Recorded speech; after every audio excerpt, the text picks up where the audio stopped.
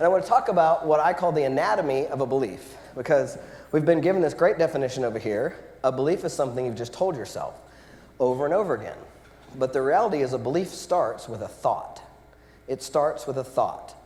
Now, as humans, we have a tendency to judge and assess our own thoughts. Not only do we judge and assess everyone else around us all the time, but we judge and assess our own thoughts.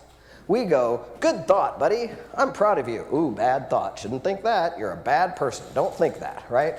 The reality is this thing is designed to spew out thoughts.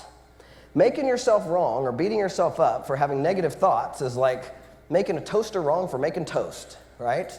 Its job is to make toast. This thing's job is to spew out thoughts.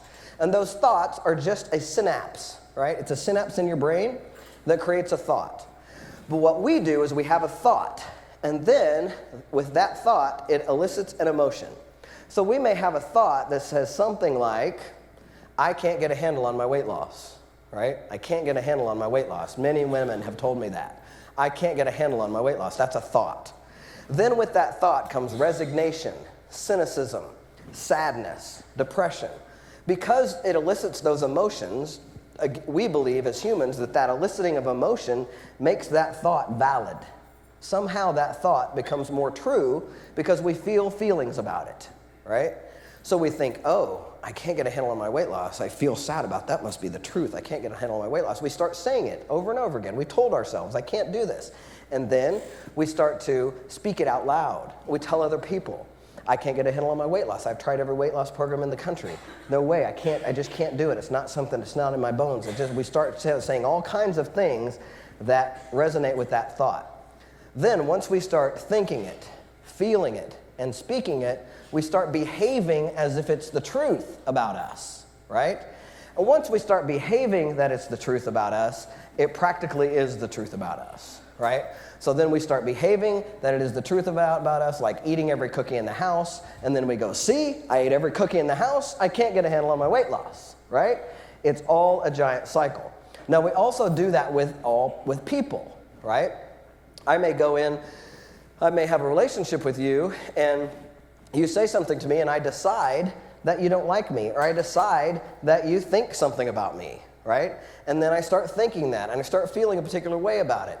And then I start interacting with you and being with you that you think that about me. And then you're starting to go, what the heck is up with that weird guy, right? And you start being like, I don't know if I want to be around him. And I go, see, right? And I enroll other people in the idea that you don't like me. And so look how you're behaving. And then I have evidence, right? But it always goes back to that belief. We call it your belief system. And in the book, I call it your belief system, AKA BS, because when you speak to yourself, when you start to create new things to speak about, when you create new affirmations that are powerful, you want to make sure that they resonate with your BS, with your belief system, right? Now, affirmations are something in personal development that started in the 80s when Louise Hay got big. She was big into affirmations, and Saturday Night Live cashed in and had a great time with Stuart Smalley looking in the mirror saying, I'm smart enough, I'm good enough, and gosh darn it, people like me. Right? And then all of you thought, well, affirmations are a bunch of hooey, and they don't make a difference.